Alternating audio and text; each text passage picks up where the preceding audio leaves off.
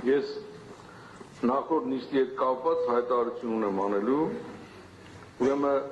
այս 6 ամսվա մեջ 2 անգամ կալանքի նիստ են քննարկել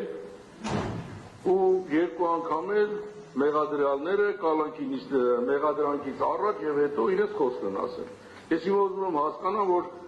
5-շաբթի օրը ամսի 26-ին իմ կալանքը երկարաձգվելուց հետո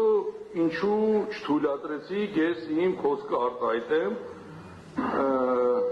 միգուցե վախենում եք ինձանից, ես ասեմ, որ վախենալու կարիք չկա, բայց ես վստահաբար ասեմ, որ ոչ թե ինձանից եք վախենում, այլ վախենում եք իմ ճշմարիտ խոսքից։ Դուք 5-շաբթի օրը երկարացրեցիք իմ տնային կալանքը, ինձ զրկեցիք տեղաշարժվելու իրավունքից, բայց վստահաբար ասեմ, որ դուք կարող եք զրկել ինձ տեղաշարժվելու իրավունքից, բայց չեք կարող սահմանափակել իմ սկզբունքները եւ տեսակը։ Չեք կարող սահմանափակել այն սյունեցիների կամքը, ովքեր կանգնած են իմ թիկունքում։ Նստեք, Շարունակում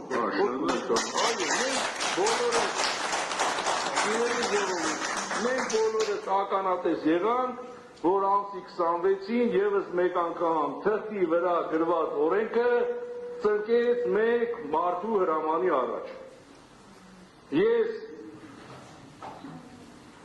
պայքարել եմ,